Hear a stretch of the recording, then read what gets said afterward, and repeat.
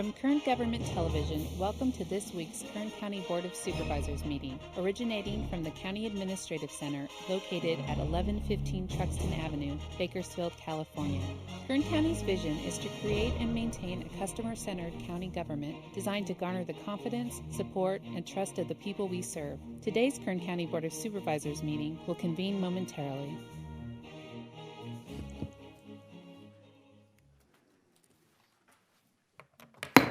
Okay, board to reconvene. Good afternoon, Madam Clerk. Would you please call the roll? Thank you. Supervisor Gleason? Here. Supervisor Scrivener? Supervisor Maggard? Here. Supervisor Couch? Here. Supervisor Perez? Here. Good afternoon to the public and those watching. County Council will provide to us a report on action taken in closed session. Ms. Rezan? Thank you. Good afternoon, Madam Chair, members of the board. Today, in closed session, you met on items 40, 41, 42, 43, and 44, but there is no reportable action. Thank you very much, Ms. Rezan. Agendas for today's meetings are located on the tables at the back of the chamber for anyone wishing to follow along. We will begin by considering the consent agenda. All items listed with a capital C, capital A are considered to be routine and non-controversial by staff. And they will be considered all at once in one motion if no member of the public or board wishes to comment or ask questions. If a member of the audience wishes to comment or ask questions regarding an item or items on the consent agenda, they may do so prior to a vote being taken on the consent agenda. A member of the board may remove any item from consent and will be considered in listed sequence with an opportunity for any member of the public to address the board concerning an item before action is taken. A member of the public may also comment on any closed session item. Consent matters begin on page 2, and they include items 3 through 7. On page 3, items 8 through 11, and item 15. On page 4, items 16 through 23. On page 5, items 24 through 30. On page 6, items 31 through 38. Would any member of the public or member of the board like to comment on the consent agenda? Oh, please come forward and state your name for the record. Thank you. You have 2 minutes. Well, this won't take that long. I'd just like to request that item 19 be removed from the consent agenda. It has to do with item 14, and I think there may be some follow-up issues that may happen. So if we could request that 19 be removed from consent, please. Thank you. Karen Northcutt for the record. Okay. Are there comments that you can provide to us now while we're considering the consent agenda? That is the traditional way in which we handle these matters. The item has to do with the response that's asking for your signature forwarding the response to the grand jury report on the Board of Trade item. Got it. We'll pull it. And so that has to do with item 14. And so there's some comments that are relative to the item 14. I appreciate that. Thank We'll you. pull that matter. Thank you so much. Oh, for item 16. Excuse me, I missed something. On item 16, the amount should be $500, not $2,500. So on item 16, proposed contribution to Arvin High School to support Arvin High School color guard and drumline in the amount of $2,500. That will be moved to $500. My apologies for missing that. And we are going to pull item 19. So are there any other members of the public that would like to comment or question any item on consent? Seeing none, I'll return to the board for a motion on the consent agenda minus item 19 and with the correction on 16. So moved. Second. Thank you, gentlemen. Please cast your votes. The motion is approved. All ayes. Okay, thank you, Madam Clerk. We're going to move to public presentations. This portion of the meeting is reserved for persons to address the board on any matter not on today's agenda, but within the jurisdiction of this board. You're limited to 2 minutes. Please state and spell your name, and this board is here to receive your input. Good afternoon and welcome. Good to see you, Eddie. Nice to see you. My name is Eddie Lane. I'm not here in opposition to anything today. I would like to ask the clerk to pass out copies of this, please.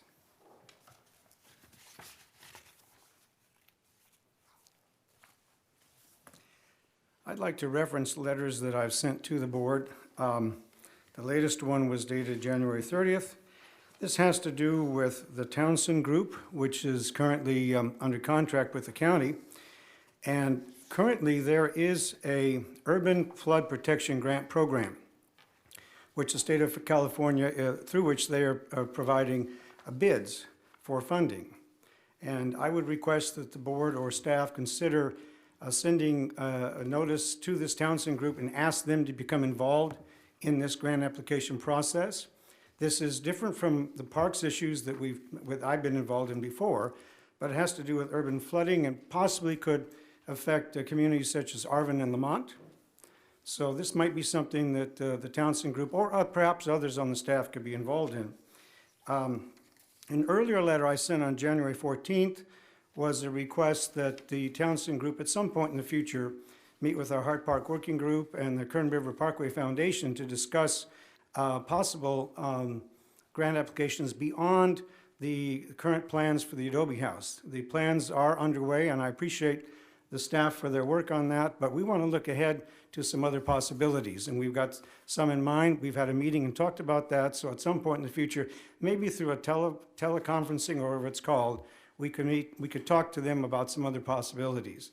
And I could talk about that for a long time, but I think that's good enough for today. Thank you for this opportunity. Thank you, Eddie, and I appreciate all your hard work on the parks and everything you're helping to do to get my new commissioner up to speed. I really do appreciate you. My staff appreciates you as well. Any other members of the public would like to comment on public presentations?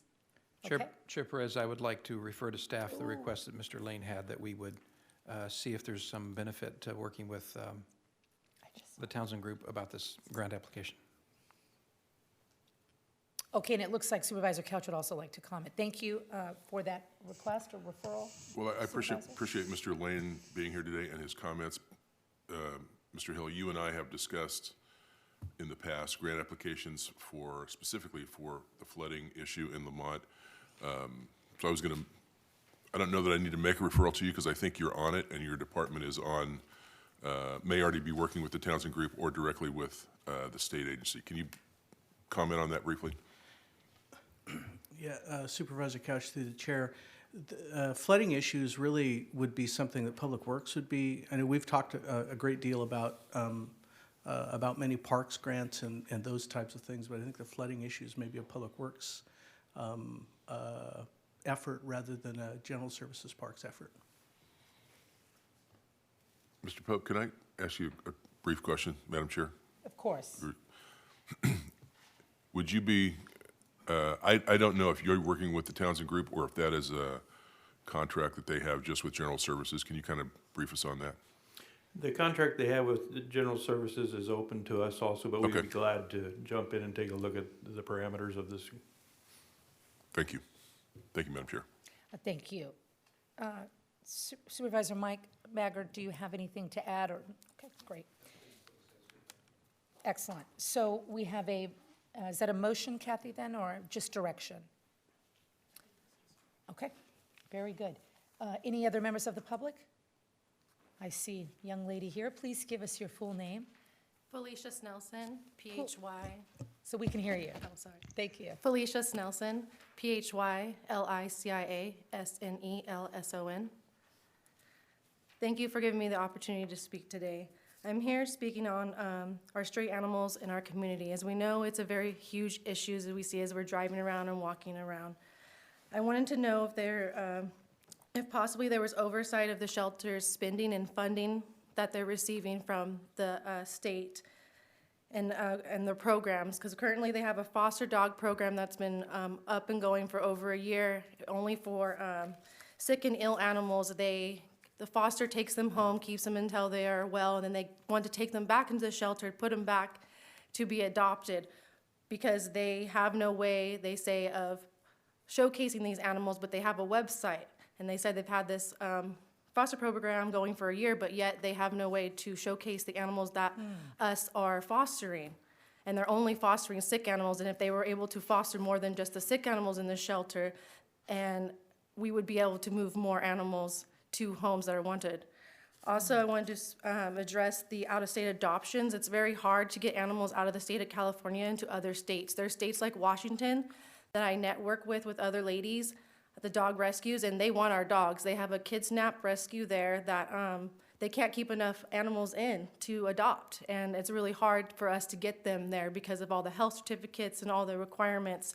It's about $400 per animal for us to raise to get them over to Washington. And if we could make it easier, we could get a lot of our animals out of here so they wouldn't be euthanized, as we're trying to make our state into a non-kill shelter. And also, I want to talk about the assistance. We don't offer the same assistance to county and city residents. And I feel if we offered the same assistance to get the animals spayed and neutered, that we could eliminate more the animals that are out, the stray animals that are out. Well, does that bring you to the end of your? Yes. Well, 'Cause I I'm out have of to time. say, I'm so impressed with you and your love for, our furry friends. I'm a big animal person too. You would be amazed at what this board has done in spay and neuter. Of course, we can always do more, but I'd like an opportunity to meet with you personally and bring you up to speed on what we've done on spay and neuter, and I'd like to get your input because it's the first time hearing about the foster program. But I do want to tell you, this board has been incredibly aggressive in the last 5-6 years in addressing our spay and neuter, and we are, better than we've ever been. But, I'm reminded in moments like this, there's still members of the public that want to see more, and I really appreciate that. Yeah, I'm still learning. I'm still new to this, and I've been fostering for over a year now, and I'm putting my foot in the door because Wow. I feel like there's nobody else here advocating for these animals, so that's what I'm trying to do. How marvelous you are. If you wouldn't mind, would you please provide your contact information to our CAO that's there, Ryan Alsop? He's the gentleman on the far right.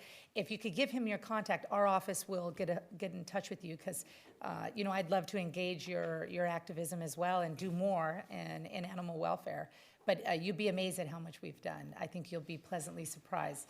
And we need to do a better job of communicating that clearly. But let's get together. If you wouldn't mind providing your contact, I'd like to, explore what you're doing and bring you up to speed on where the county is and see where we can do more. Thank you so much. Thank you. Madam Chair, Yes, Supervisor Couch? I would just extend an invitation to the speaker, also to our Animal Control Commission meetings. I was Thank gonna you. do that too, yeah. Yeah, very good. Look forward to connecting with you. Any other member of the public that would like to speak? Okay. So we will move along to board member announcements or reports. Gentlemen, Supervisor Couch. Thank you. I just want to extend my thanks to the Board of Supervisors. We just, in the consent calendar, approved items 26 and 27. That's an agreement with the state of California and an agreement with the Kern Council of Governments. Both of those are for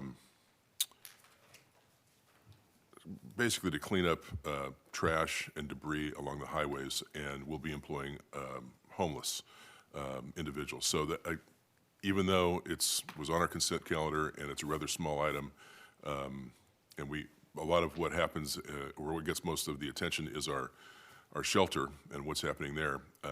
There are lots of items on our agenda that we take action on that we are part of the whole effort. And I just want to draw attention to that and thank the board for their support. Thank you. Thank you, Supervisor. Any other supervisors? Okay. We will move right along then to the next page, page 3. The next item is item number 12.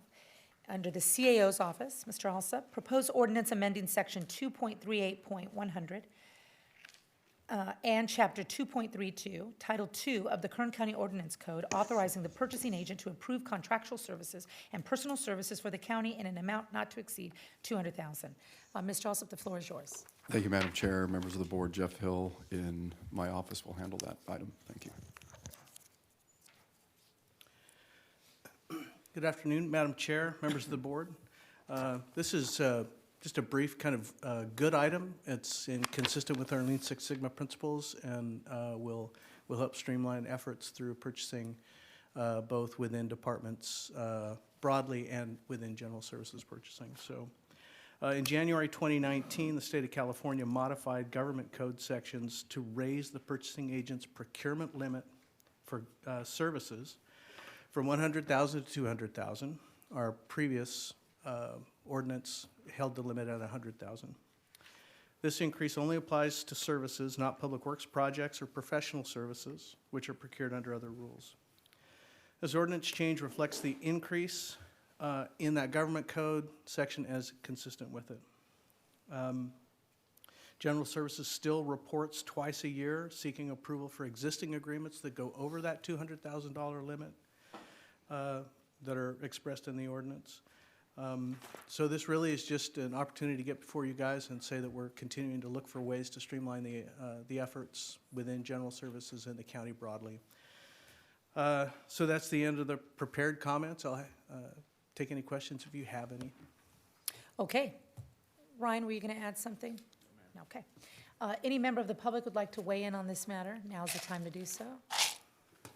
Okay, not seeing a response, I'm going to close the public hearing and come back to the board for comment, question, or action. Gentlemen?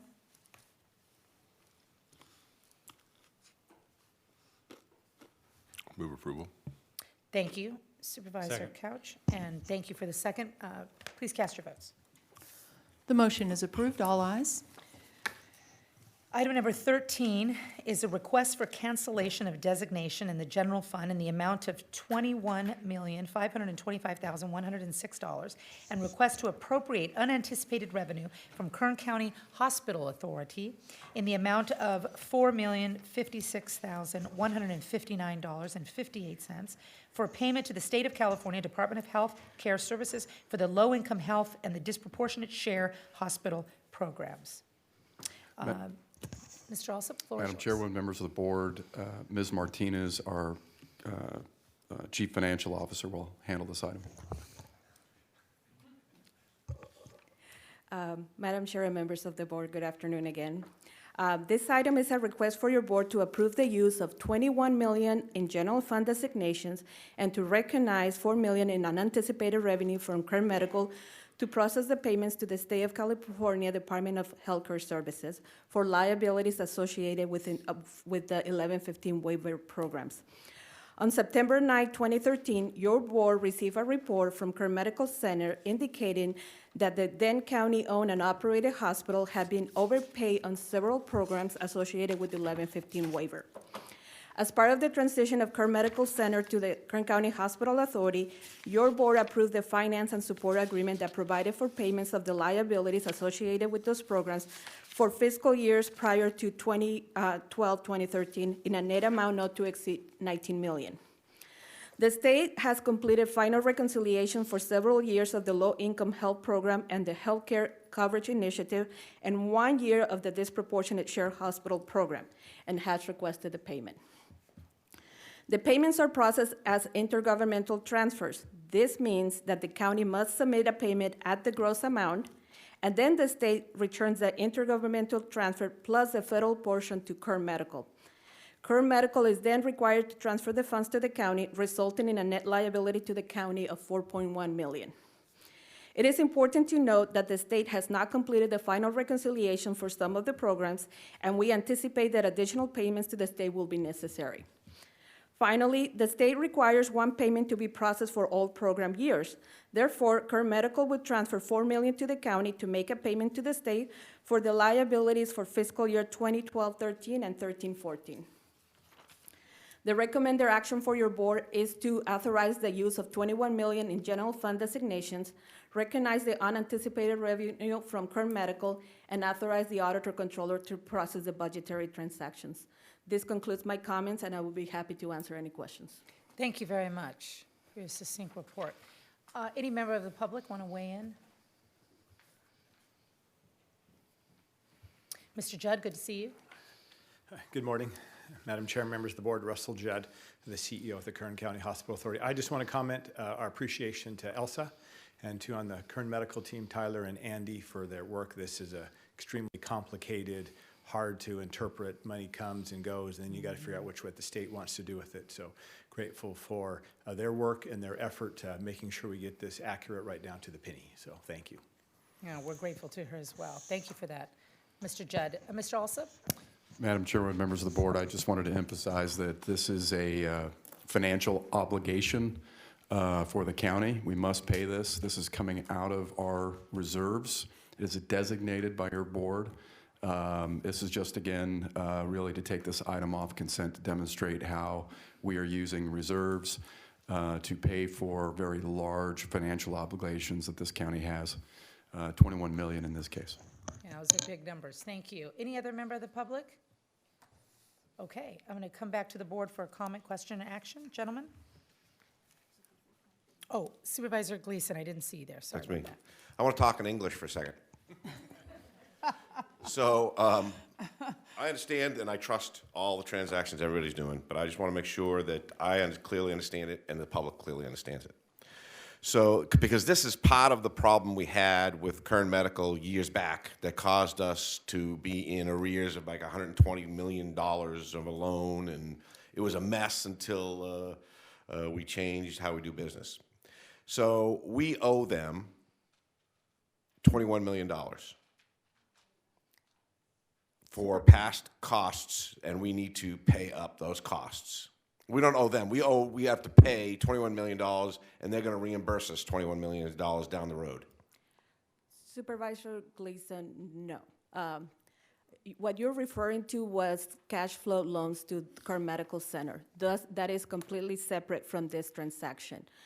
In 2013, I'm going to make sure I got the right day, I apologize. In 2013, we had a consultant come to Kern Medical and evaluate all the receivables they had from the state. At that time, the report indicated that those receivables were not owed money from the state. In fact, they owe money to the state. And the reason is the way the 1115 waiver program works is that the state makes payments to Kern Medical. And then at the end of the fiscal year, there's a reconciliation process against that money. If they overpay, they want the money back. If they underpay, they pay back. The way intergovernmental transfer work is because the state of California is using the funds that the county sends to draw down federal money.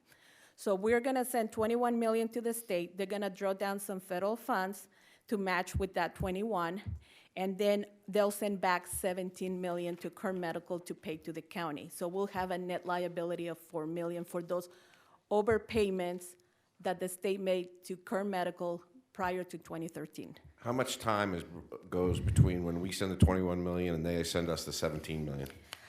It depends on the program. Some programs, there's a 2-week turnaround. Others may be a little bit longer. And tell me about that $4 million balance. The $4 million balance is the money out of the 19 that the county would have paid the state. That's the net liability. Okay. We'll send 21, we'll get 17 back. The net is a $4 million cost.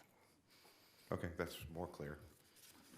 And the other point is, I just want to hit a hammer on this, is that one of the reasons we have the reserve where they are is to accommodate these types of large, cumbersome deals that we got to manage. It's a buffer for us. You are correct. Thank you, St. Elsa. I appreciate that. I'll make a motion on staff's recommendation. We have a motion, A second. and we have a second. Please cast your votes.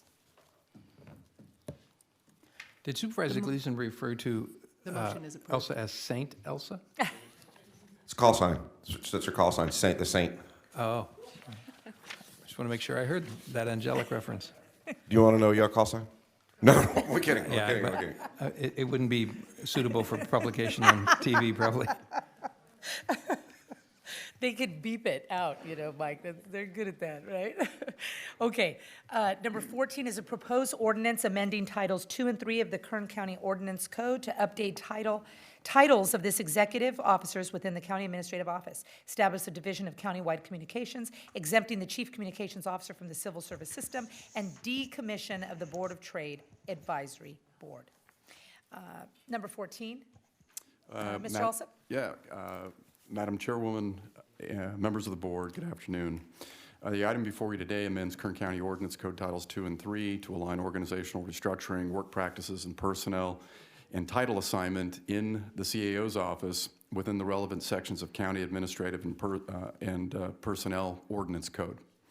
4 main changes. Number 1, it officially amends county ordinance to reflect working title revisions in my office, principally for the members of my executive management team, so there's continuity. 2, it amends county ordinance exempting the Chief Communications Officer, in this case Megan Pearson, who is in an executive level position within my office, exempts her from the Civil Service Commission, making her position at will. 3, this item officially establishes the Division of Countywide Communications within the CAO's office, which Ms. Pearson oversees. It officially and finally decommissions, and not finally, but finally, it officially decommissions the Board of Trade Advisory Board. As you recall, January 28th, your board, in a unanimous vote, waived reading and introduced the proposed ordinance that I just walked through. And upon your consideration of this item, your board directed my office to meet with the members of the Board of Trade to discuss these proposed changes and report back to you the results of that discussion at today's meeting. Really, the highlights of the meeting, which was held, I believe, last week, middle of the week. I met with all members of the Board of Trade except for Mr. Baldwin, who recently retired. I believe everybody was there. And I had a good meeting. It was, I think, pushed 3 hours, and good discussion. Mainly, I'll highlight the top points. One, the board members wanted to make sure and had concerns about the various communities that not only where they're from and that they represent. But the outlying areas around really the city of Bakersfield, so the rural areas, continue to have attention paid to them and are considered valued and are marketed, and that there's at the end of the day, really a good line of communication between the county and those communities, and we assured them that that will be a mainspring of our exertions going forward, and that it is a priority, I know, of your board and of therefore of my office. And we're going to continue to do a good job and actually work to raise the bar in that area where we can.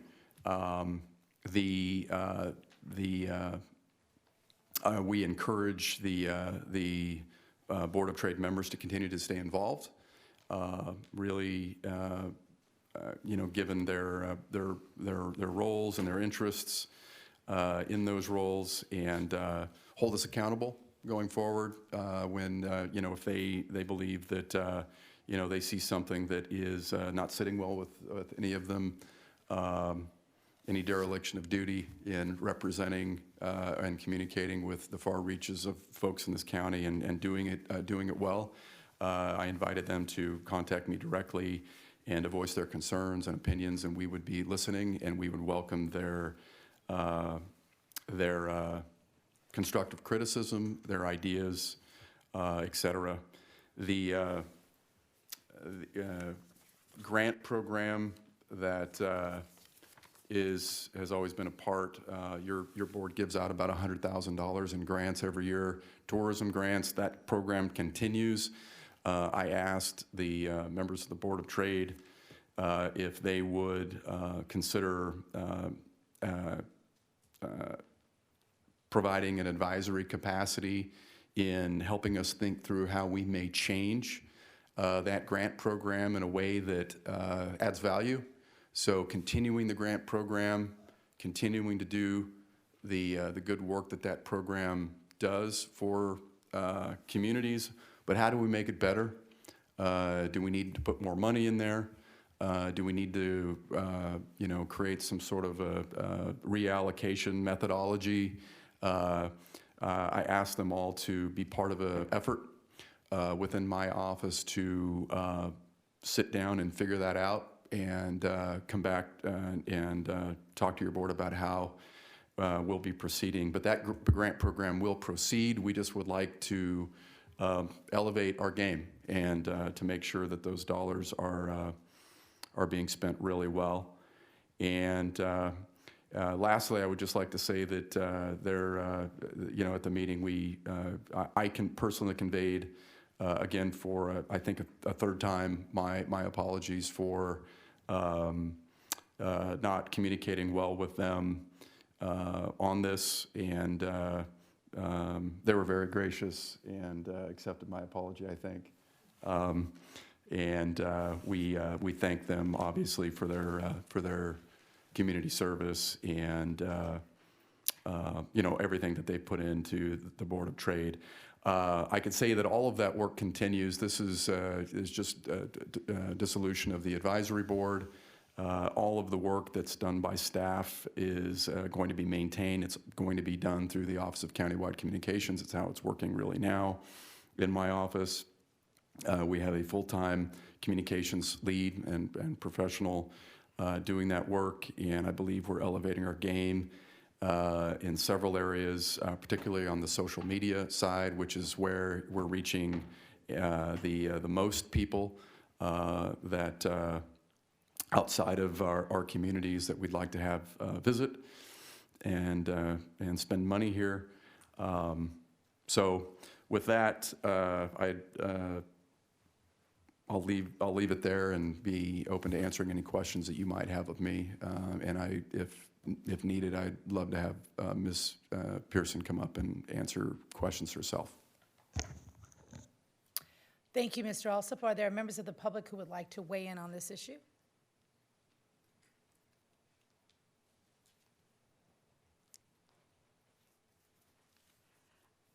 Good afternoon, Karen Northcutt, Madam Chair, Board of Supervisors. I'm here in person, calmer than when I talked to Supervisor Gleason before the last board meeting. Not less passionate, but calmer. And with all the actions that are going on, I just want to say it's a little hard to know where to start. Maybe this is just the eulogy for the Board of Trade Directors, and so this is kind of a thing that we want to get right. The county's had a real history of a robust tourist promotion by knowledgeable staff whose sole responsibility was to promote the county. They knew tourism. We had a dedicated board of directors, not just the ragtag team that's sort of the leftover what we have today, but we've had a long history of people that have been involved in the community and very passionate about this county. Jackie Aguilar, Tony Martinez, Pat Marchbanks, Darlene Mulkey, Robin Fleming, Susie Geiger, were all very, very passionate about their work on the Board of Trade. And all of this group throughout the time has brought about their expertise, guidance, and direction to that dedicated Board of Trade staff who were in the business of promoting tourism and filming. We had a great partnership. We discussed marketing and tourism strategy. We reviewed marketing material. We exchanged ideas for events that were going on in the respective communities. We had lots of cross-pollination. And that was really helpful because what happened in Fraser Park was really beneficial for those in the Kern Valley to know, not only for other ideas about what they could do, but then to be able to be supportive. We held Board of Directors meetings, which we had either every other month or sometimes quarterly as things over the last 5 years when things were placed under the combo guidance of Teresa Hitchcock with her work with Employer Training Resource. Things got a little loose after that point. And when we went out to hold the meetings, Board of Trade meetings in the communities, they were extremely well attended. It gave the opportunity for the local supervisors to get to meet those people who were involved in promoting the tourisms in the various areas across the county. Lots of cross-pollination again, and it was a really good, we had a meeting one time in Mojave at our first remote meeting, and there was over 200 people there. It was incredible. Wow. This was a giant effort on behalf of the board, and we did, and yes, we also helped when gas prices went up and there was a big push to have lots of staycations. We helped identify those things and work with our communities to do so. And yes, we did review grant applications in order to award the funds to the applicants because we were able to bring an unbiased view and a set of eyes to reviewing those grant applications, because sometimes the people that wrote the grants, they're volunteers, they change every year with new leadership. They're not professional grant writers, so it was really helpful for us as they were reviewing when they submitted our grant applications, to be able to kind of look at that with a better eye, because we understood what they were trying to do, because sometimes they just didn't communicate. Maybe there were 3 organizations that were going to be doing joint marketing. So we were able, as those community liaisons, to bring that to the analysis. And I think that the county, it seems like you are doing tourism, but you're getting out of the tourism business. You have a communications marketing or communications director, but heavenly days, once there's a wildfire or an earthquake or a chemical spill, those people aren't going to be focusing on tourism unless it's after the fact. They're going to be doing that. I would be suggesting that we need more staff solely devoted to tourism and film than just the people that are in the CAO. I think that not only do I feel like, but when I've talked with members in my community, that this was all done under the radar. This has been going on for quite some time. The partners that are out in the communities were never notified. Not only was the board of directors not notified and had their concerns brought in as how you go forward, but they never talked to the chambers. Those are the people that actually are out there doing the boots on the ground work. No meetings, no discussions, no asking for ideas. It was sort of disrespectful and discourteous. We discussed that last time, and thank you all for your comments regarding appreciation for all our work. Granted, we had the opportunity today to come forward. Thank you very much for letting us know that we still had time to talk. We had a meeting, I thought a very beneficial meeting with the CAO, with Megan Pearson. They brought Teresa Hitchcock in because she probably had more history with our board than they have, because over the last 18 months we've had no meetings except to deal with the board. Not for lack of asking for meetings, but when it was asked, the staff never called the meetings, and that was how it always worked. So, however, I do, and a lot of the people that I've spoken with are not necessarily in agreement that social media is the way to go. Granted, you have to do that these days, but to have that as a focus, a lot of the people where I'm from think that is not a valid strategy, and they would like to be asked and included in the process for going forward. Have a meeting with all the tourism partners, and before everything is done to finalize how things are going to move forward, ask those who are involved in the day-to-day business of answering questions. Talk about how many times they need maps. We don't have internet service a lot in the Kern Valley. We hardly have cell service a lot of times. So if you think that as a tourist, you're going to be up there and be able to Google how to get to Death Valley, well, good luck, because unless you've looked at a map, you may not be able to Google on your phone and get any information whatsoever. Forget restaurant recommendations or where to stay. Sometimes you need print material, and there is that need. Ryan also said that they were going to be restructuring the county website to make sure there was lots of tourism information on the website. I don't know about you, but if I'm going to visit somewhere, looking at the government website is not the first place I would tend to look. That is not where I would go for fun recommendations for things to do. I'm looking at the latest zoning ordinance, or how to get a septic permit, or maybe the health ranking of some restaurant that I want to see. Hey, what's wrong with that? So, perhaps a whole new thing. I just think that right now the county has a Visit Kern website. It's not up to date. I went to the Visit Kern website. When I go looking for a place to go visit, the first thing I do, if I go to Google, visit Portland, visit wherever. Well, we have a Visit Kern. It has information on that website today that still has, if you want your souvenirs of Kern County, go to the Oak Street office and you'll find them there.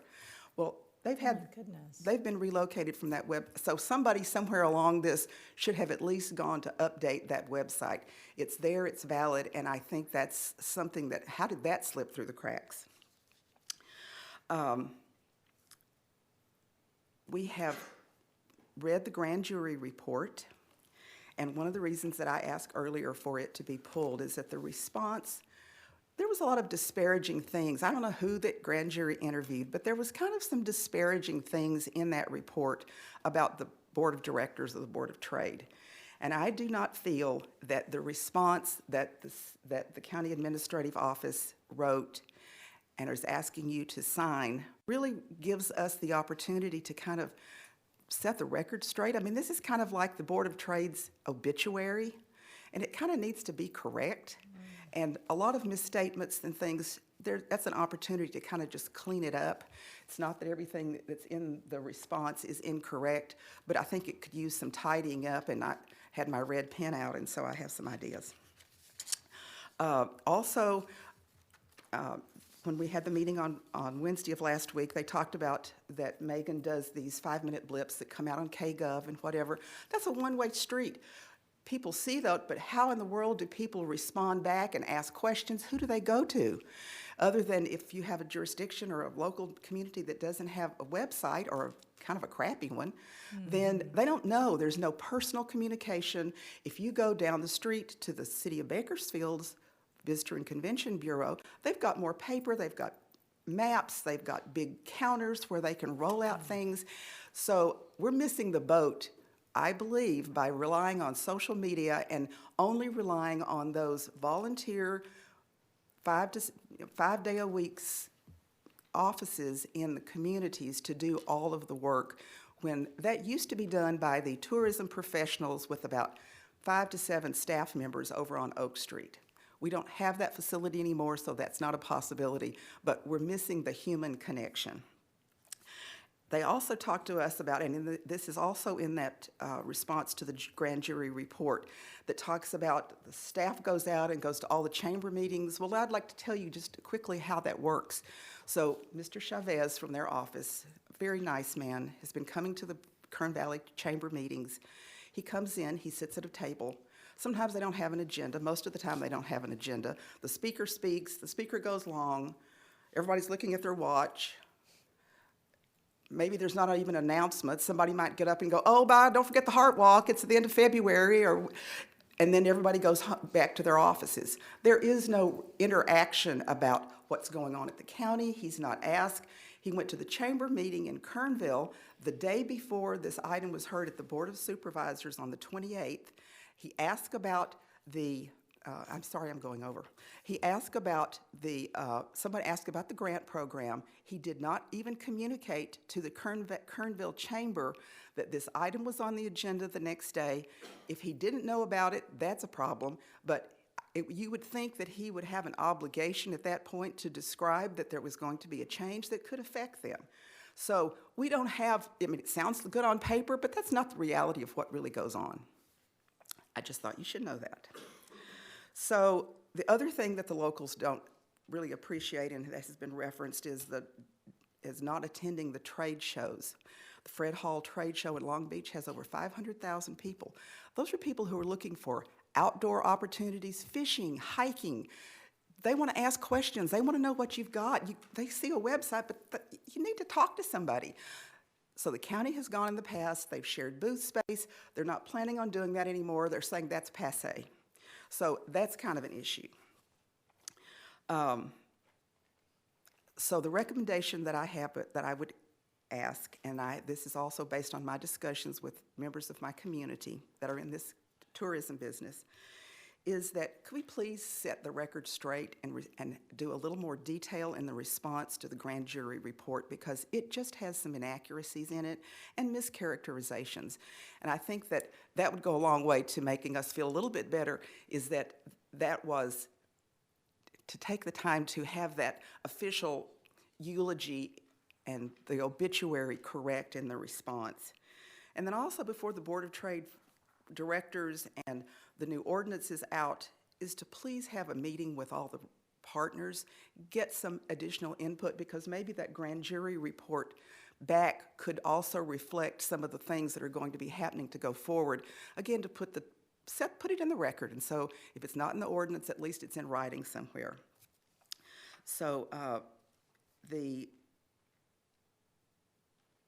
staff did apologize, and we want to move forward. We all agreed that we wanted to be very helpful in working with the new grant program. We're all passionate. We still love the county we promote. I draw maps on cocktail napkins and airplanes, telling people how to go find things and names of restaurants. You're always, always, always promoting the county. So thank you very much.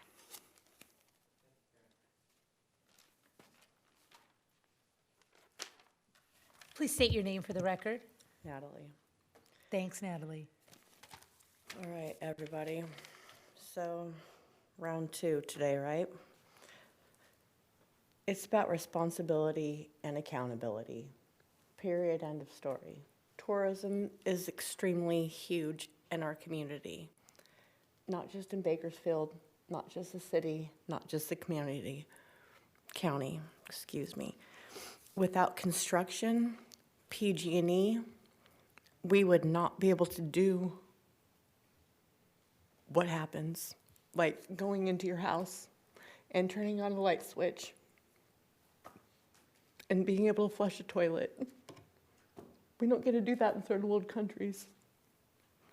Respect tourism. Tourism does not just begin with us. It doesn't just end with us either. It's about being sustainably, economically responsible. Yes, we have hospital issues, but there are numerous hospitals in this town. KMC does not owe us money. If anything, they owe us money. It is a training facility. Period, end of story. Back to transportation. The bike lanes and paths have already been paid for and have not yet been paved, painted, maintained,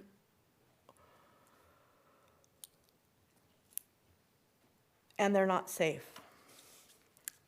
I don't know how we submit a motion or a request or however it works around here, but those blue safety boxes like you see on the side of the highway and in colleges when you hit the button and there's an emergency, they should be put on the bike paths and at skate parks. I don't see any reason why we can't just like drill a hole and put one in and drop some solar on it or some wind. It's imperative that we all continue to work together for not just the safety of ourselves, but also for the safety of our future generations.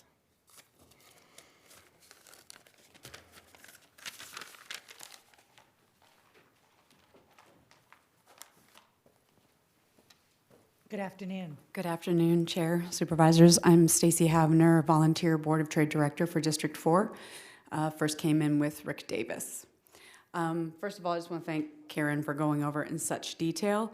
I'm not going to go into that detail. I just kind of want to speak from the point of view as a volunteer and kind of what my perception of the Board of Trade was and what my passion was about volunteering for that board. Thank you. I was invited, obviously I came in under Rick Davis, and at that time, that was the director. So that was the person we communicated with. That's who told us when to come to the meetings, and we all did that as volunteers. We were told there was some money allocated for it, but in all the years that I'd been there, we never took a penny. It was completely volunteer. And I think that speaks to some of the things that I think don't settle right with the, like I said, quote, the obituary that Karen referred to. We just want it to be, we're fine with change. We understand that the social media is the way to go, but we don't necessarily think that it's at the complete sacrifice of personal communication. The energy you get and the inspiration you get when you go across county and meet the other people in the county that are working so passionately for what they believe in, that spawns an energy in you that you want to take back to your quadrant. So it's that cross-pollination that Karen referred to that we found very inspiring to us. Not to discount what the staff members do, they do an incredible job, but we just want to say that we want, one, that to be accurate to show that it was complete volunteer. Any monies that were allocated, if there's been any comment to the fact that the money exceeds what was supposed to be done, we never took it. We just want that to be accurate. The fact that if we took our ethnics trainings, we did all of this under volunteer basis, and so I think that would kind of speak to the fact that we want that to be accurate, that we did this for the passion of the county and completely at our will to volunteer. As far as the changes, we want to participate in the changes. We want to help the county move forward in being better at communicating and promoting tourism. And usually that's going to take a multifaceted approach, and we just don't want to see it. I mean, this Board of Trade, and obviously I'm one of the younger people on it, has been around so long and done so many things that we just don't want to see that just sort of get brushed aside. We just want that to be incorporated into it. What? No, I don't mean it that way. You weren't there the first year. That was 1888, I don't think. Were you there since the beginning, Karen? Wow, I'm impressed. That's dedication, yes. Anyway, just to say that that's more, I think what it is just to put down for the record that we want that to be accurate, and we want to know that we want to help everyone move forward with the changes, but not necessarily lose that cross-pollination, that face-to-face interaction that also helps people feel passionate about promoting the tourism in the county. So thank you very much. Very nice to hear from you. Ms. Parker? You sure? We'd love to hear from you. You're a big player in this. Okay, thank you very much. I appreciate it. And I am really quite stunned at how much I have heard from the community and how much sort of unease there is around what I think was very, very well intended, as you know, and good governance. So I am certainly concerned with what I'm hearing, but I'm going to go to my colleagues, Supervisor Couch, and then we have Maggard and Gleason. But for now, Supervisor Couch, your thoughts. Thank you. First of all, thank you, ladies, for coming in today. And Stacy, I haven't seen you in a long time. Good to see you. The response to the grand jury's report, Mr. Alsop, is a separate and distinct issue to me from any other action that you're recommending we take here. So, I'm sorry? It's item 19. Right. They spoke to, I guess they spoke to item 19 as well, so I can wait for my comments on that. But what I was going to suggest, I'll just get blurted out now, is that you work with, I don't know that you have in writing what you would like to see in the response. And Supervisor, if I may, Yeah. we can't do that. That's not how these responses work with the grand jury report. Is that what you were going to ask? Well, the grand jury report comes to the county. Not I guess I don't understand why you couldn't work with the members. It's a report on the Board of Trade. I guess I'm not understanding why you couldn't work with the Board of Trade on the responses, or the members of the Board of Trade. At least to get their input. Today is your last day to approve that report. There is a time limit on it to get back to the grand jury. The report that was provided to your board was done the same way that we do all the other reports. We stand by what's in that report. Our compliance and accountability officer. I understand, but we're not even on item 19, and I apologize for bringing that up. But when we get there, I'll be asking county council if we can provide an amended report after we submit this report, if that's an acceptable, okay. I appreciate the comments that you made. I didn't hear anybody stand up and say, do not do this at all. I appreciate that you have feelings about this, and I don't know that we've actually communicated well enough that we are, well, let me just say it this way. The chair said there were unintended consequences that occurred here in what were well-intended intentions. And so, again, I would extend my apologies on the way that this rolled out. I think Mr. Alsop has, well, I wasn't at the meeting, so I don't know how it went. Why don't you characterize for us a little, again, how the meeting, in your view, or if there's anything that you think you didn't cover well enough in that meeting that you might go over again. the meeting with the Board of Trade between the last meeting we had and today, or 2 weeks ago and today.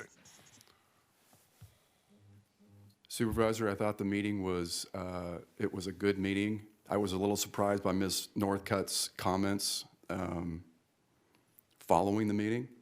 I thought that we had talked through You mean where today or back then? No, her comments today. Okay. Some of them. I take issue with some of the things that she says that I said that I didn't really say, to be quite honest with you all. But I thought the meeting was, I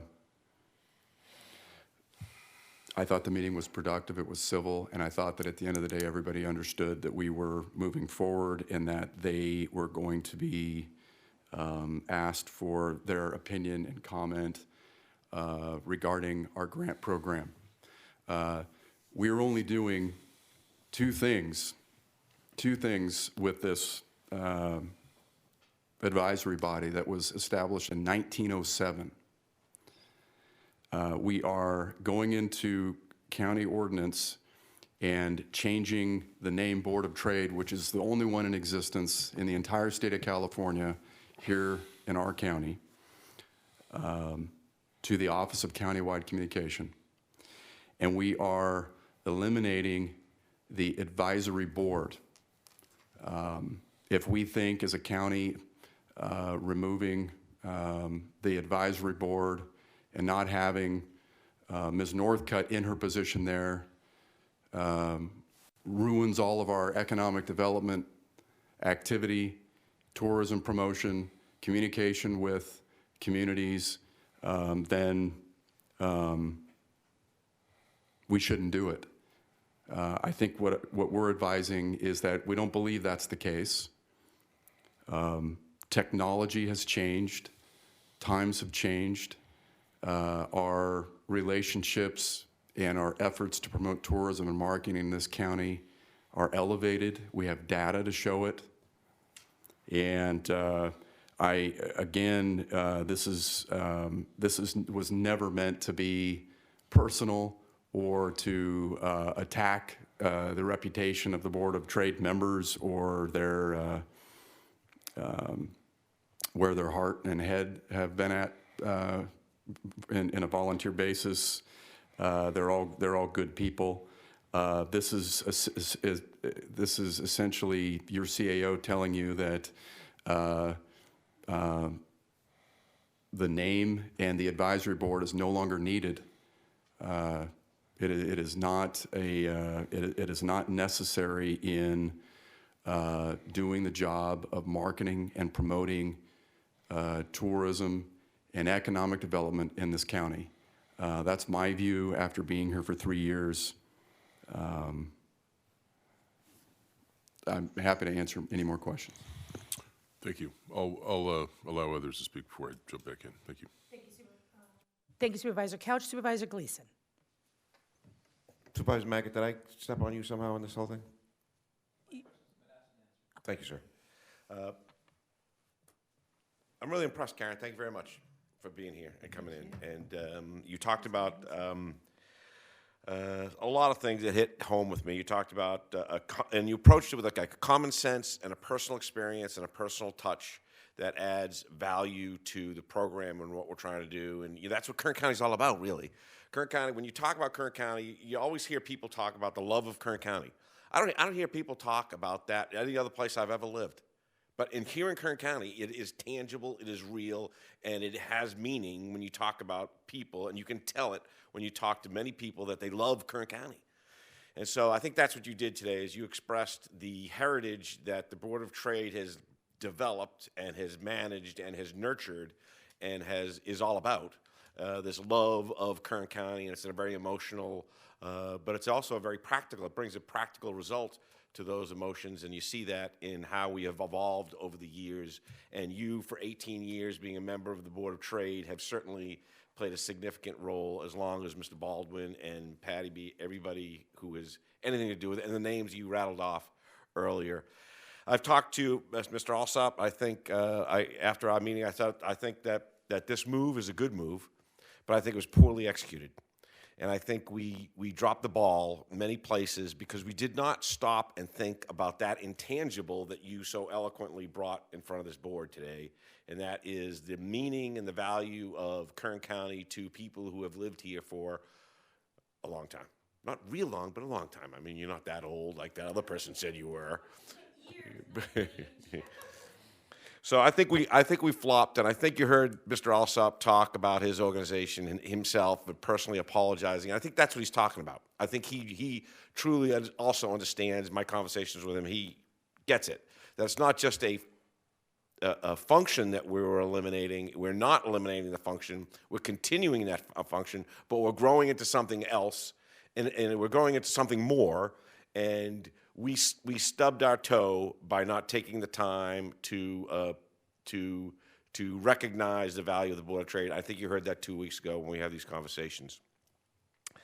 So I'm going to vote in favor of this, and I'm also going to make sure that we make comment to your I don't know how to describe it. You also talked about the phone conversation we had. It wasn't all that bad. I mean, you may have thought it was bad. I thought it was respectful. I thought you were passionate, but I don't think it was anything for you to worry about at all. But we have to recognize the value of that you brought in and make sure we capture that as we move forward in any type of advertising for Kern County. The thing that Kern County stands for, we have to always convey in any message, is that we love Kern County. And as long as we continue to embrace that and to demonstrate that, how we demonstrate that, we will be successful. And so I think that's what you bring to the board today, and that's what I heard you proclaim loud and clear. And I'm not sure we've captured it, but we need to do a better job, I think, of understanding that. You talked about the Fred Hall, is it Fred Hall meetings?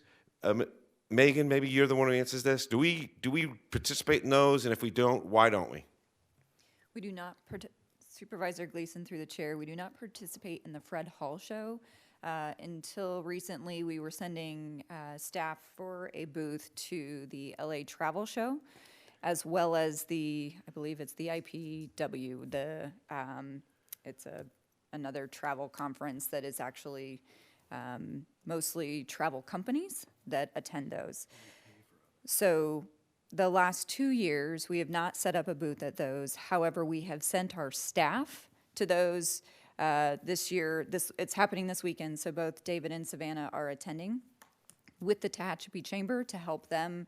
They'll be taking Kern County materials. So for the last 2 years, while we haven't stood up a booth, we have actually sent our staff for the entire weekend to help our chambers that are going, helping them set up, helping them man their booths, and helping make sure that we're disseminating Kern County-wide information.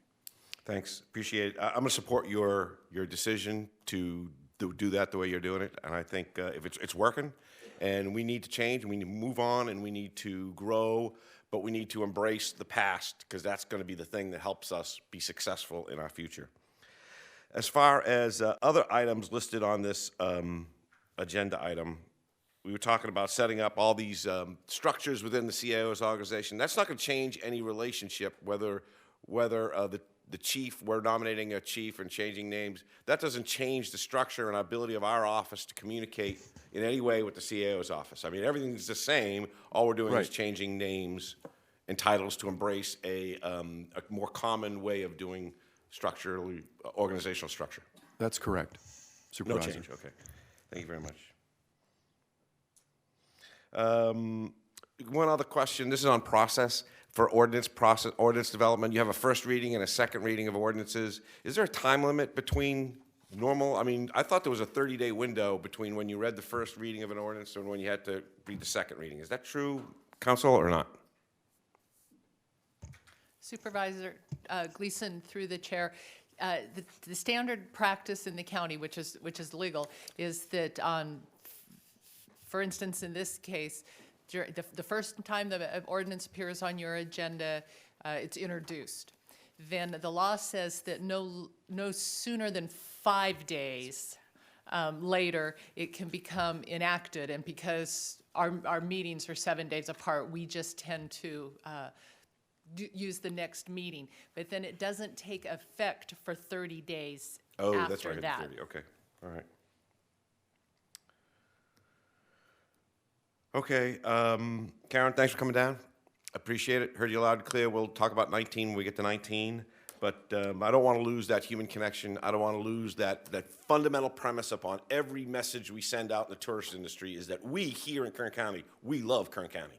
That has to be fundamental to any message that we send out. And I want to thank you very much for that. I see it more clearly now than I've ever seen it. Thank you. Does someone need to make a motion? I'm going to make a motion that we move on item, which item is 13? What is this? What number is this? Item number 14. 14. I'm going to move that we approve ordinance number 14. Thank you, Supervisor. Any other comments from the board before we take action on 14? You ladies are so impressive, so wildly impressive. And I really hope we have an opportunity to meet soon. Linda, if you could organize it. You know, I'd love to explore the ways in which you've done what you've done. I mean, you're remarkable. Your passion and grasp of things is really remarkable. So I'd like to work with you, Linda. We're friends. So if we could think about some of that, I would sure love to, leverage your experience and expertise. It is really striking. I mean that. So, let's be creative and work together in what the next chapter looks like, because your experience and your wisdom is absolutely invaluable. I think all of us have seen that on display in a way that is, really striking. So let's, beef up what we're doing, and let's have this world be an area that we explore more aggressively together. I would like that, if you're open to that, ladies. So thank you. Appreciate your passion and love for Kern County. I agree with Mick. We're all in. We have to be, right? There's no other way. Okay, we have a motion and a second. Please cast your votes. Oh, we did not have a second. Excuse me. I thought we did. We have a motion from Supervisor Mick Gleason. Do you want to also second, Mick? Gentlemen? Second. Thank you, Zach. Please cast your votes. The motion is approved. All ayes. Okay, we move to proposed response to grand jury entitled Kern County Board of Trade. And I think I heard today is the last day, and I guess I would ask, why did we wait till the last day for this report? I'm sure you have an explanation, but I think the public would also like to know. Floor is yours. Thank you. I'm going to ask Katrina Balbuena from my office, who is our Compliance and Accountability Officer, to take the podium. I think that normally, we bring these to your board on a fair amount of time on the last day, and rarely ever are they an issue. That's helpful to know. Thank you, Ryan. Floor is yours. Please state your name. Hi, Katrina Balbuena, the county's Compliance and Accountability Officer. Madam Chair, members of the boards, this is a proposed response to the grand jury's report that was dated November 13, 2018, entitled the Kern County Board of Trade.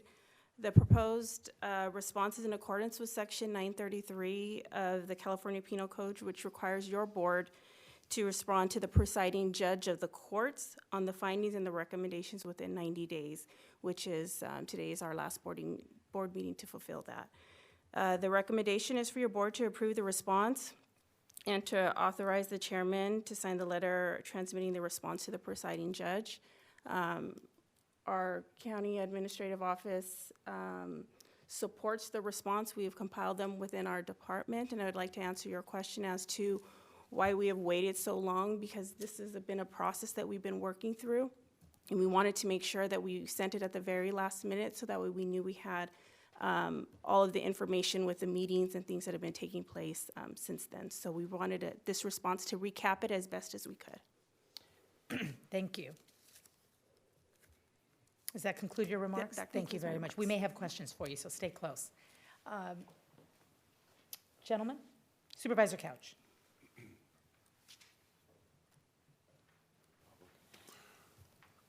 I don't know who this is to, Katrina or to Ryan. What does a response have to entail? Can it be as simple as we need another couple of weeks before we give you a fuller response? If you can, Ms. Balbuena, if you can answer that question, please come forward and do so. Yeah, Supervisor, Madam Chairwoman, Supervisor Couch, I will ask Ms. Balbuena to answer that question. Thank you, Ryan. Yes, our response has to make comment as to whether the findings are substantially correct, which our office felt that they were. And then we also have to provide a response to each one of the recommendations that they had, whether we concur with the finding. There was a few items in there that we weren't sure exactly how the meetings would take place and how to respond to them. So we were very careful and diligent to make sure that our responses were appropriate, to say that we would consider them because we knew that some of those elements might be at a later date.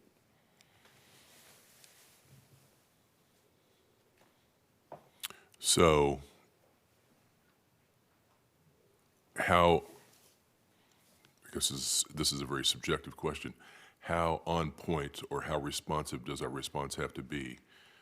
I'm trying to ask the same question another way, I guess. Or can you say we are still, is it legally permissible to say we are still considering a response to whatever the question was? Yeah. I could defer over to County Council, but I will say that 3 of the items did discuss that we were going to continue considering them in the future. Madam Really, Chair. all I'm after is an effort, which I think I heard from the people that spoke, and I don't mean to refer to you as that way, the speakers today, I just don't want to refer to each of them by name, that they wanted to have some input, which may or may not be allowed, into the response to the grand jury's report. That's all I was looking to try to obtain.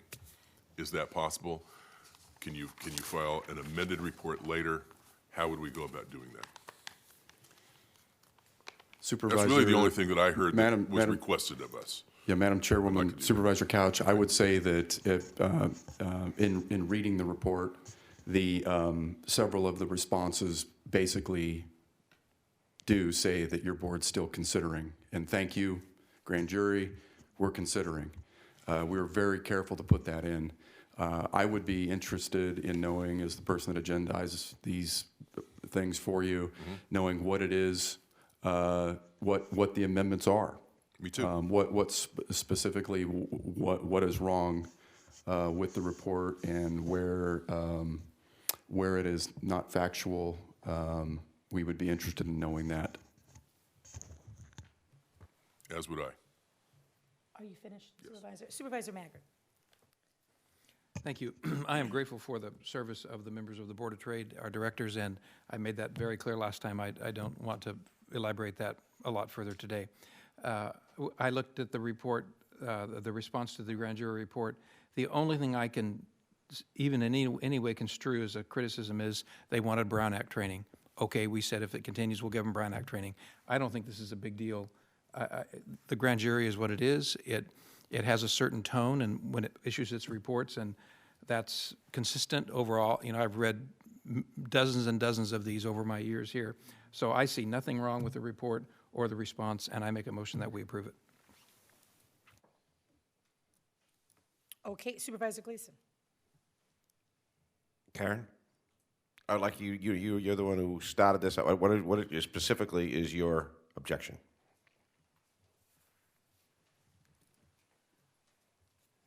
Karen Northcutt, through the chair. I think it was not so much the content of the response, but there were additions that we thought could be in there that clarified more in response to some of the assertions in the grand jury report that really did not reflect what truly happened. Whether the grand jury didn't get it right, I don't know who they interviewed. I know that's it's a very confidential process. But for example, they talked about that the only the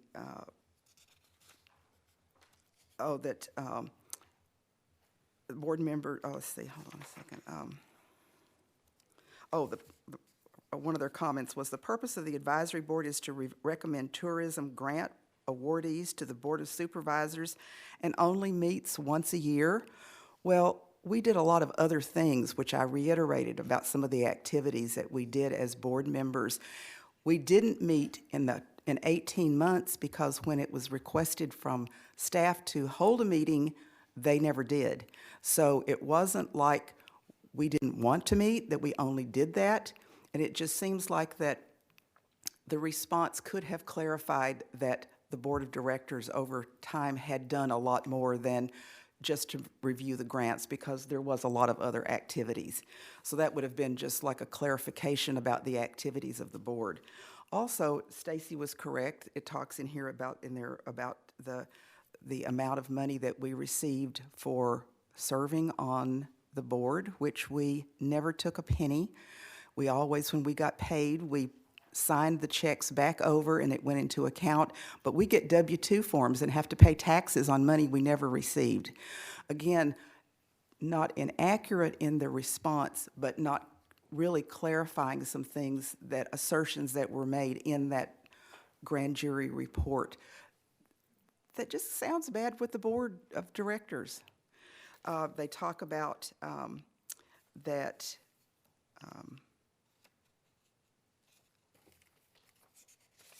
about our ethics. We've all been to ethics training. I think there was an issue that was related to somehow in discussion meetings, it turned into a serial email. And once that was clarified, we didn't do that anymore. But it's, again, just to clarify that what that issue was, to include that kind of as a preference to responding to the board's, to the grand jury recommendations. So I think that is just the clarification about clearing up some of those things that just kind of make the Board of Directors kind of look bad. And in fact, how the grand jury characterized what we did over time was not accurately reflected in that board, and there's nothing in the response to clarify that. And I think that's just to sort of set the record straight, and that's what we were requesting. Thank you. Karen. So the report as written had a couple times where it said, at least a couple times where it said that we were going to consider and continue to review statements made in our analysis of the report, the comments in the report. Is that correct? Yes, sir, Supervisor Gleason through the chair. So we can assume that that is an accurate statement, and we're going to continue to look at that, and there will be opportunities for our staff to meet with Karen and other members if there are issues that we can provide clarification to the report. Correct? To the grand jury report? Yes, yes. No, no, sir. This is the, Ms. Northcutt was, in her comments to you, I think was referencing, and correct me if I'm wrong, referencing the, what the grand jury wrote in their report. And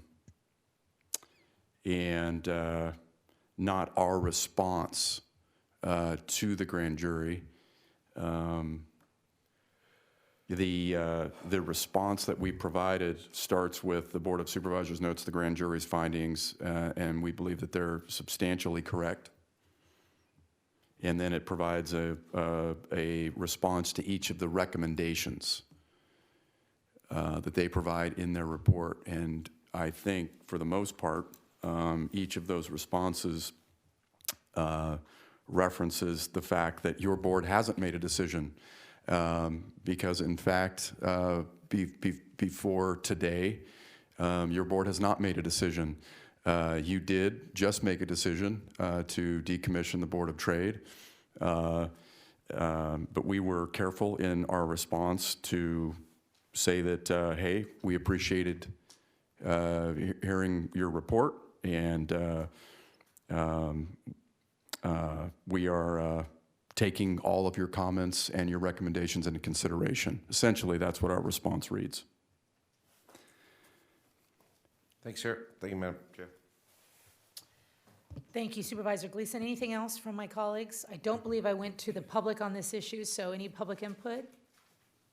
Okay, seeing none, I'll return to the board for comment, question, and action. We have a motion? We have a motion from Supervisor Maggard, excuse me. Anybody?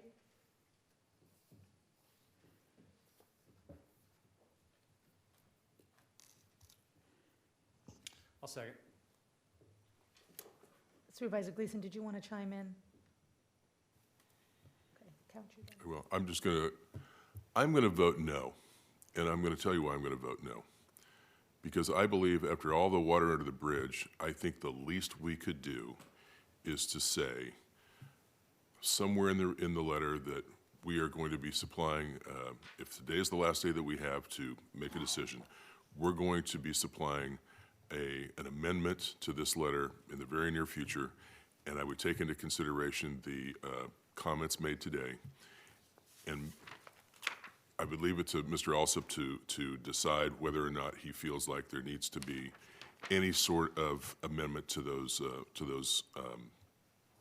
comments or responses made. I'm not questioning what the grand jury said or their findings. I think they made their findings in good faith. I'm not necessarily questioning your response. What I am questioning is that we could make a broader response that's more on point with what Ms. Northcutt said. That's it. Thank you. Supervisor Gleason? Yes. Could you answer that question? Yes, sir. Thank you, Madam Chairwoman. Thank you for the opportunity. So, yeah, I'd be willing to do that. Response to findings. The Board of Supervisors notes the grand jury's findings are substantially correct, period.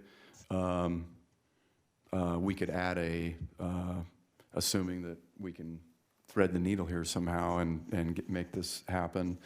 However, comma, and maybe get together with Ms. Northcutt so that I fully understand some of her items. I will take those into consideration, and I will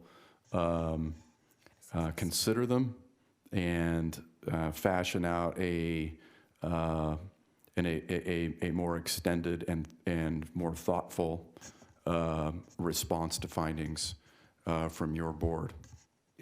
Can that be moved into the motion? Supervisor Maggard? I know Supervisor Scrivener has some comments, but I wanted to ask Supervisor Maggard if that's appropriate with your motion. Okay, let's hear from Supervisor Scrivener first. I have a question. In reading this response, there's one line that is responding to the findings. The Board of Supervisors notes that the grand jury's findings are substantially correct. The rest of it are all responses to recommendations. And as you said, the staff left a lot of that open-ended as far as saying that these are things that are still being considered by this board. And so I don't see anything in this report that needs to be corrected. My question is it sounded to me that there were statements that were made by the grand jury in the report, and would that be under the category, I'd ask our compliance officer, would that be under the category of the findings, those statements that reference the compensation for the board, any of the other comments that Ms. Northcutt made? We would need to go over more detail with her, but my assumptions are the issues that she has, that she's brought in today have to do with the findings, which we are stating are substantially correct. Okay, so that's why I wanted to just get some clarification on that, because that was what I thought may be the case. Now, can I ask a question of council? Can we submit a revised response to the grand jury after we submit this one? Supervisor Scrivener, through the chair, the law is actually silent as to that, although I believe that is an appropriate course of action based on language and interpretation in Penal Code Section 933.05. In regards to the findings in a report, what the county response needs to be is that either the respondent, county, either agrees with the finding or the respondent disagrees wholly or partially with the findings, in which case the respondent shall specify the portion of the finding that is disputed and shall include an explanation of the reasons therefor. So in an interim measure, they can say, we disagree because, for instance, with the payment, that it's our understanding that payment was never taken or received. And then in regards to the recommendations that are made by the grand jury, the response is limited to 4 things that Ms. Balbuena has covered, although I think there's also, as you said, thread the needle. There is a little room in there. the county response either has to say the recommendation has been implemented with a summary regarding the implemented action. The recommendation has not yet been implemented, but will be in the future with a time frame for implementation. Or, and I think this is key, the recommendation requires further analysis with an explanation and the scope and parameters of an analysis with a time frame for the matter to be prepared for discussion by the officer or head of the agency, department being investigated or reviewed, including the governing body of the public agency when applicable. The time frame shall not exceed 6 months from the date of publication of the grand jury report. I believe that opens up the door that we are conducting, or the county is conducting further analysis and will report back. Okay, do you have a recommendation as to the best way for us to leave the door open for us to make any revisions to the response, specifically to the findings then? As to the findings, Which is, those were the issues that Ms. Northcutt spoke to, I believe specifically, not to the recommendations. no, I think that needs to either agree with it or disagree and state the reasons why you disagree. Well, I don't know that we're in the position to say why we would disagree with any of those statements and the findings at this time. And if this is the last opportunity that we're going to have to approve this report, I'm not seeing a whole lot of choice that we have here rather than to approve the report as staff has presented it and then to submit a revised response at a later date once we've had a chance to meet with Ms. Northcutt and any of the members of the board as to what the issues they may have with the findings portion. Do you agree? I do. Thank you. So, all right. Go back to Supervisor Maggard. Supervisor Maggard, you were waiting on Supervisor Scribner. Yes, so is the question, can the motion be amended to say that we approve the report to be filed today, but we direct the CAO to investigate and come back to us if a revision or an addendum to it is necessary? That'd be fine. I'd move that. Okay. I think that sounds good. I'll second that. Okay, we have a motion and a second. Thank you. Anything else, gentlemen? There's a lot here. Okay, please cast your votes. Excuse me, the motion is approved. All ayes. Thank you. And thank you again. I look forward to connecting with you soon and learning from you. This brings us to the end of our meeting. And I will entertain a motion now to adjourn. Our next meeting is February 18. February 18 is dark. We will adjourn today to Tuesday, February 25th at 9 a.m. So moved. Thank you, Supervisor Scrivener. Without objection, so ordered.